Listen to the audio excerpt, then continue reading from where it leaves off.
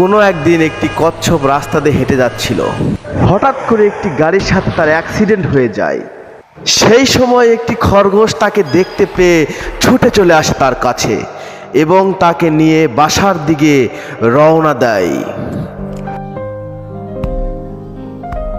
তারপর তার ক্ষত স্থানে ব্যান্ডেজ লাগিয়ে দেয় এবং তার সাথে আড্ডা দিতে শুরু করে। আস্তে আস্তে খরগোশটি সুস্থ হতে শুরু করে। হঠাৎ করে একদিন ঝড় বৃষ্টি শুরু হয় শহরে। বৃষ্টির মধ্যে খরগোশ এখানে সেখানে ছুটে বেড়ায় এবং একটি বোতল নিয়ে পানির উপর ভাসতে থাকে। তারপর একটি খরগোশ এসে তাকে দেখতে পেয়ে উদ্ধার করে ডাঙার দিকে নিয়ে যায়। তাহলে বন্ধুরা কি বুঝলেন? কারো উপকার করলে আল্লাহ তাআলা সেই উপকারের প্রতিদান ফিরিয়ে দেন।